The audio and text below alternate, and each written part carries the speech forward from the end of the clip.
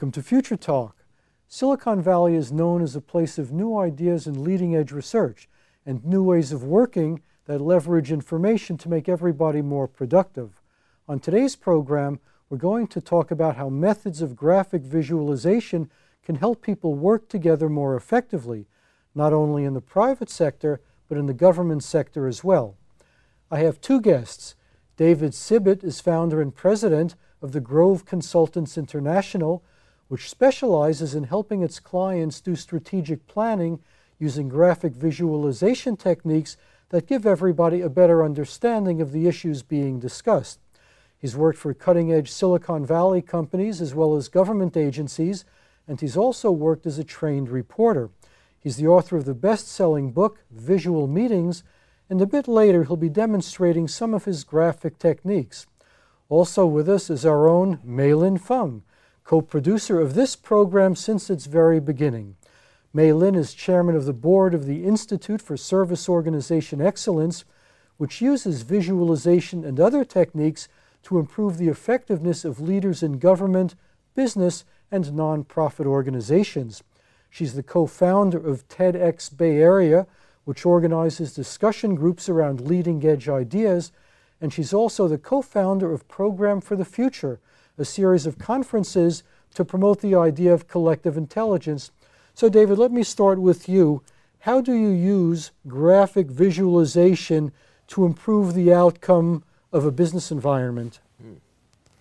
Well, for about 30 years, I've been working with companies like Apple, Hewlett-Packard, and other companies here to try to get teams, management teams, and other teams to collectively pool what they know and do a better job of making decisions and being directed. And this way of working is one that designers and engineers have used for years, drawing on blackboards and whiteboards. And I'm part of a group of West Coast facilitators who've been applying these design thinking ways to all kinds of other problems. Now, is this a new idea? I mean, drawing has been around for a long time. What makes this new? Why are people getting interested now? Well, it's not a new idea to draw. I mean, people who've done physical design for years have always drawn. But it's new for two reasons. One is applying it to non-traditional design areas. And secondly, the confluence with new technology is taking it to new levels. Now, what do your drawings actually try to do? What do you try to capture in your drawing that helps the process? Yeah. Well, let me show you a few pictures. I think that's the easiest way. Yeah, I'd like to see that. I have up on the screen here a picture of me working with a joint waterfront workshop between the National Park Service, the Maritime National Park in San Francisco, and the Golden Gate National Recreation Area. And this template here, which is this great big sheet of paper, is a 4-foot by 8-foot way of orienting people to meetings. So one of the things you do is you use displays like this to get people into a quick start for meetings. And what this does is it shows the outcomes of the meeting over here on the right, the agenda on the left, and then the roles and the rules are here in the middle, and allows you to kind of steer down the river of the meeting with what you're doing. So you start with a blank piece of paper and you draw this during the meeting? Well, in this case, it's a graphic template that I filled out a half an hour or so before the meeting started based on the agreements I had with the design team. But let me show you a picture of a full meeting where you won't be able to read it, but this particular meeting here, if you look at it, it's got charts all the way around the room. And so a 2-day task force, a group of people like this, can zoom in and manage a tremendous complexity of information this way. Is this mostly useful during the meeting or after the meeting when people can go back and remember what happened? Well, it actually works before, during, and after. Before the meeting, I'm often working with design teams to decide how the meeting should be designed. And sometimes we'll be working on a web conference, and I'll be drawing on a tablet like I am here. During the meeting, it's used for small breakout groups. It's used for the big town hall meeting kinds of parts. And then afterwards, with digital photography, you can, that's one of the differences now, is with digital photography, you can take pictures of these, reproduce them in PDF documents and send an email, and people looking at these charts, it looks almost like it did when you're in the meeting, and the retention is terrific. So how would this change the result of the meeting? How would a meeting that used this technique have a different outcome from one that didn't use it? Well, there are a couple of areas where you get a predictable result from visualization. And let me show you another little chart here. This is the cycle of action that I've used to organize the visual meeting book. And I'm going to zoom this up so you can see it a little bit. But basically, you've got, aside from imagining what's going on, your first big area of result is the engagement that comes when you actually give people sticky notes, flip charts, media, and other things, and ask them to start making clear what they're talking about. Or if they talk and I visualize, it's also very active. So engagement is the first big thing that you get. The second thing you get is you get what I call panoramic thinking. So if you look at this little drawing here, thinking about the environment and all its complexity, if you imagine a very big mural that maps out literally what the environment looks like based on what everybody in the room is saying, you would get a picture of that. Plus, you use it to look ahead and share dreams and visions. And I think Mailin is going to talk a little bit about that with the government. And then how do you move to action? So literally, thinking in visual ways allows you to do big picture thinking. In fact, in common language, that's what it's called. You know.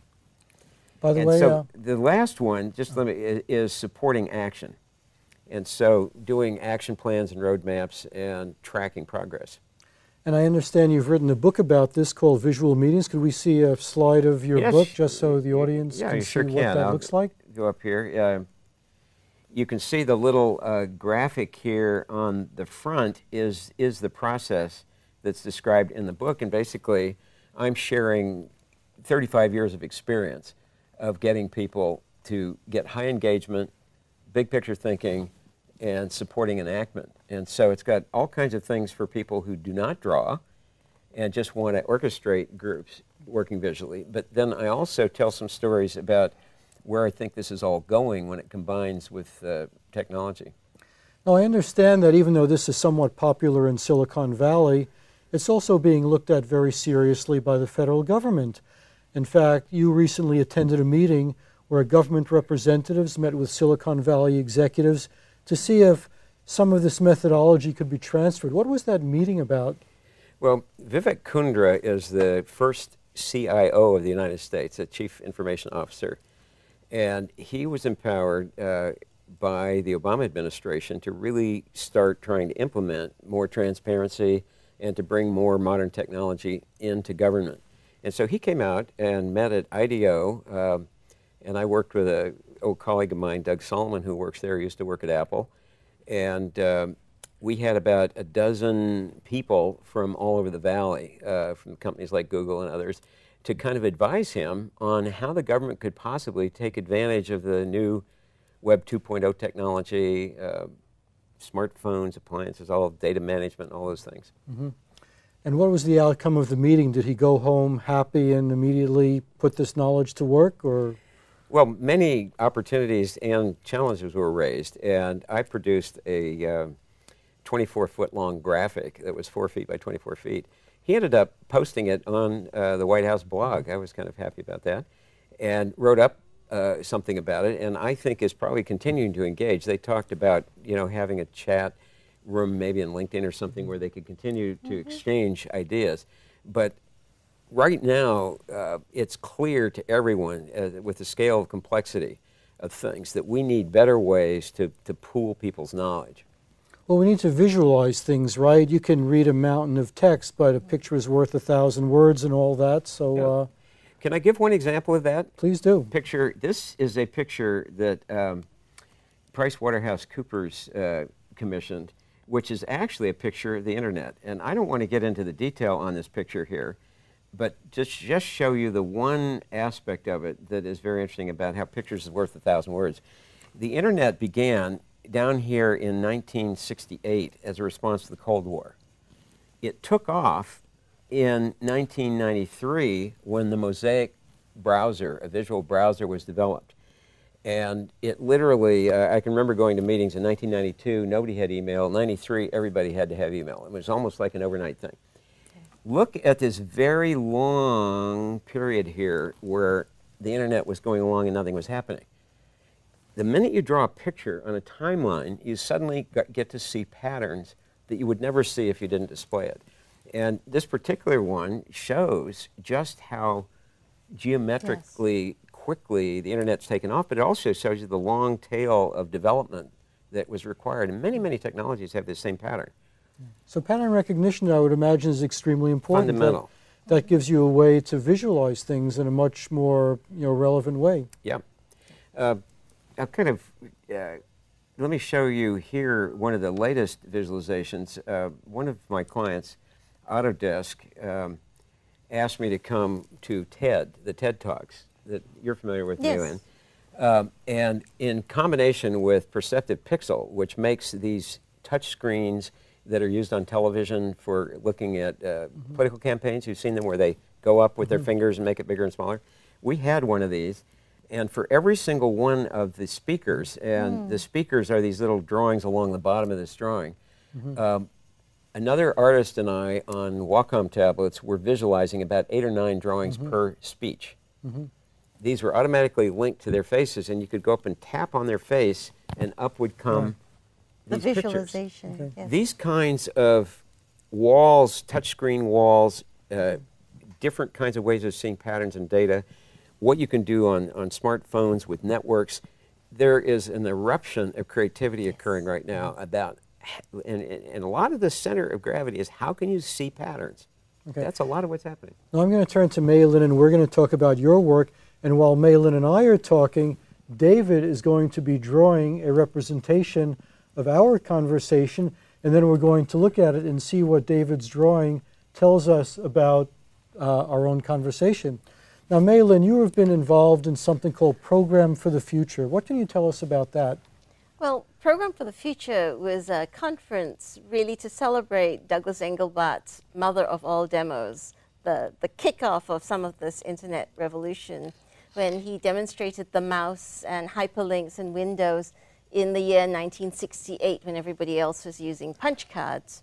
He received a standing ovation here in San Francisco, and so everybody wanted to celebrate those 40 years. But some of the people wanted to look forward, that Engelbart himself says that only 1% of what he envisaged has ever been done. And where is all the rest of it? And then all the rest of it is really what we celebrated in the Program for the Future, which was highlighting the concept of tapping our collective wisdom, that we as humanity are far wiser than any one individual, and our civilization shows that. So the Program for the Future is saying, how can technology help us be more human? How can our civilizations be wiser? And I understand that you had a lot of graphic visualization as an important part of the program. What can you tell me about that? Yes, in fact, actually, maybe show the Right, we have a video Yes. which shows this big mural that was part of the conference.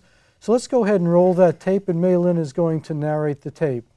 So this mural is 40 feet long and was created over a period of 2 months by Eileen Clegg. You are seeing this mural actually projected inside Second Life with an avatar of Valerie Landau, who wrote the book with Eileen Clegg of Douglas Engelbart's And Second Life is a legacy. reality game. Okay. Well, Second Life is a virtual world. Right. And so it was very interesting in Program for the Future how we were able to combine the virtual world and show a real world mural inside the virtual world. This mural actually looks at the waves of technology innovation that it actually took to create what we have today, which is a global connected world where people in Nigeria can talk to people in Haiti, and we in the US can be tapped into what's going on in China. It's a very exciting vision, but the technologies are only just starting to enable us to do that. We haven't really learned to communicate as humans. We look at ourselves and send emails. What if we could use pictures to share common visions of our future? That's really the promise of the Program for the Future, that we can use technologies to coordinate.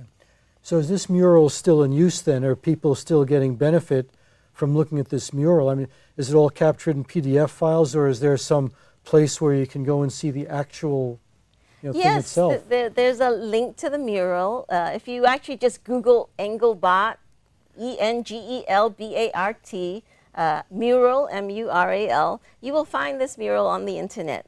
Now, does the artwork drive the conference where you start with the mural and the conference follows, or does the mural record what happened in the conference? What's driving which? The mural was created over a period of 2 months before the conference, really to shape the image that we stand on the shoulders of many people, and that there will be people who come after us who want to stand on our shoulders. And what are we doing about it? What are we doing to make a better future for those who come after us?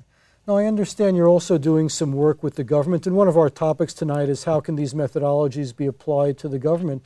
What's your experience of working with the government?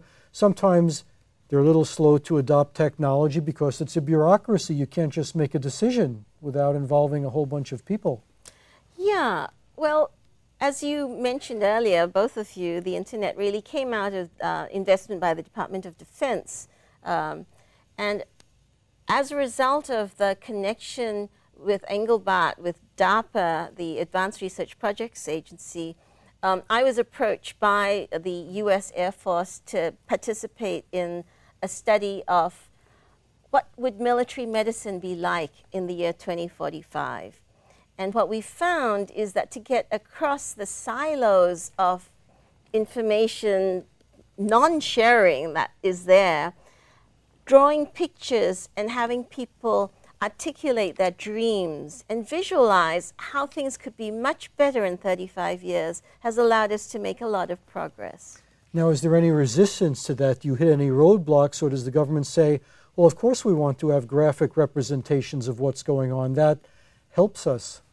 I think it's more just part of moving forward. So people aren't saying we must have graphic visualization or not. It's just that as I'm involved with the project, I bring in pictures and I insert them into our narratives. And that helps people remember what happened in that room. And the most wonderful thing about the work that I'm doing right now is that it's all about building trust between people who care about the future. The visuals allow us to remember that moment when we connected in that room, imagining a better future for our children and our children's children. That's such an important emotion to hold on to as we try and overcome all the obstacles to creating that better future. So are you saying that this results in closer personal connections as well? If people can see a common vision, then they feel closer to each other and are more willing to work together? Yes, in fact, the discussions have turned not only to emotional intelligence, but social intelligence, and surprisingly to me, spiritual intelligence.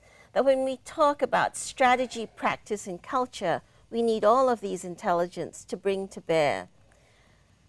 We are humans, we tell stories, we draw pictures, but in the last 20 or 30 years, very little has been done to bring that very important part of ourselves into our day-to-day lives and our work. It's time to bring that in, and I'm really honored and privileged to be part of working with the U.S. Air Force to do this. And we're going to continue to talk about these topics, but now we're going to look at David's drawing. He has been drawing a representation of what we've been talking about, and we'll see if we can detect any patterns that we might not have noticed before. So what have you got for us, David? Well, Mei Lin was talking about her program for the future, which she said came out of celebrating Doug Engelbart's discovery of all these wonderful things having to do with the computer in 1968, where he invented Windows, the mouse, hypertext. And yet he feels just a fraction of that has been implemented. And so today the question is, where's the rest of it? Yes. And how can we tap our collective wisdom? So in this celebration, Eileen Clegg and a whole community of people created a total pictorial representation of this entire journey from 1968 on, showing the waves of innovation and really, in some ways, raising an inquiry about what's the next one, what's going to happen. and asking the key question of what if we could use these pictures to share visions? What if we could use this kind of mapping and display making, which I know is part of Doug Engelbart's vision back in the early days. She then went on, and you were asking about, you know, what's driving this? Is the mural driving it, or what's driving it? And the point is to really make it clear that we stand on each other's shoulders as we're moving forward with this kind of a thing. And she's been doing this with the U.S. Air Force around the future of military medicine. And as people are meeting, Mailin is bringing in pictures, bringing in exercises and things that help them express themselves. And that as I was hearing you, that helps them remember, actually remember. It's interesting, the word remember is to re-physicalize the connection with each other, with these ideas, with this moment of vision. And that I heard you saying that it really integrates these intelligences, the spiritual intelligence, social, emotional intelligence, and brings the humanity back into the picture. Now, are we trying to develop a common vision? Do we all agree on the destination we're trying to get to, and we're trying to figure out how to get there, or are we still trying to figure out what the destination should be, or are we all trying to get to different destinations? I think a lot of what we're trying to do is not leap too quickly to identify specific destinations, but actually share our intentions. That aligning intentions is an important thing to do. So if we put it all on the table, the best vision that embraces the best elements of each will kind of spontaneously emerge from it? I think people see patterns and they resonate with each other's ideas. I don't think it spontaneously emerges so much as it gets acclaimed by people who, oh yeah, I agree with that, and I'd like to support that, and how can I help? The one that you were, it's interesting that you were making this gesture of putting things on the table and having it emerge. What cognitive scientists are discovering around visualization and also other things is that what you intend and what you're looking for actually drives what you see. And so, as you were saying, bringing in pictures, and you know, I was working with a group of Army generals who were talking about what the future of military strategy was. And we began the meeting by having everybody stand in a circle, a bunch of pictures on the ground, just pure images, and each person was asked to just pick one that they responded to. And they picked up the image and introduced themselves with this. It was an amazingly different way to start than the normal tape-recorded introduction of name, rank, and serial number. So there's something about laying things out combined with what's your intention for the meeting. You can see more connections. Yeah. If everything is now, I understand that there are also some very practical ways to use this visualization technology. For example, you're involved in some work with the government on planning disaster relief for places like Haiti with its recent earthquake. Yeah. Tell us a little bit about that. Well, actually, I'd like to show you that picture I showed you at the very beginning, because that was taken in that meeting. And this is a very, I wanted to basically show you here how we worked. Is we were in a big U shape that goes around here like this, and there were about 12 people. And these were the top logistics officers for the Coast Guard, FEMA, Department of Homeland Security, Department of Defense, things like NORCOM, AFRICOM.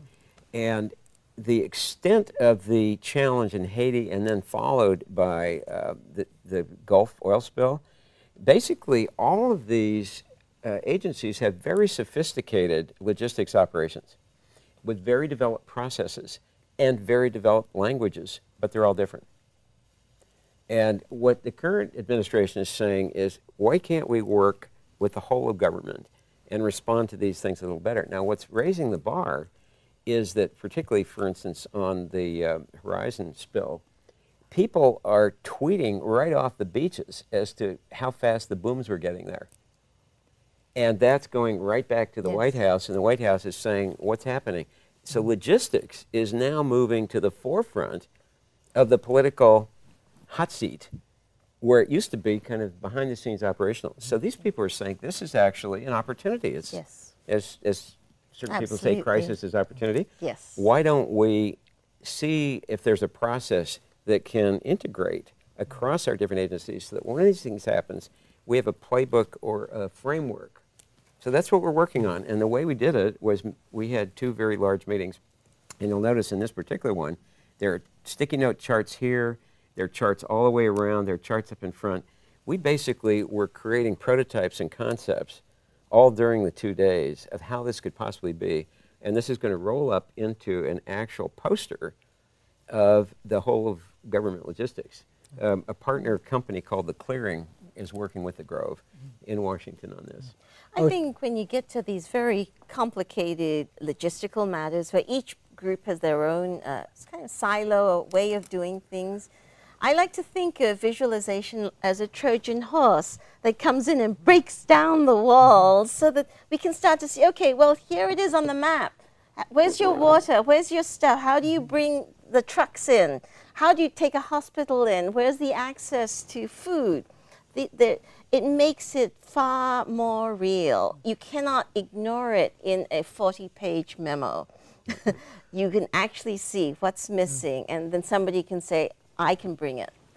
An example from this meeting of the Trojan Horse phenomenon was you normally begin strategy work by looking at the current situation and trying to determine how much urgency there is about change. Because if there isn't a need to change, people won't. Yeah. So necessity is what really drives it. We only have about a minute left or even less, so we'll have to wrap very soon. But do you see this kind of technology, this ability of using computers and graphics to really change the way people think so that they visualize the whole world and see all the dynamic forces that drive life in a different way, in a more powerful way than before? I might jump in here. Relationships. I think visualization brings to the fore the importance of relationships between people. And in a global world, this is what we should be concentrating on. Okay, and on that note, we are going to have to wrap up because we are out of time, even though I'd like to talk longer. I'd like to thank my 2 very distinguished guests, David Sibbet and our own Mei Lin Fung, co-producer of Future Talk. Thanks to both of you for coming. Thank you for watching. Visit our website, www.futuretalk.net. I'm Marty Wasserman, and we'll see you next time.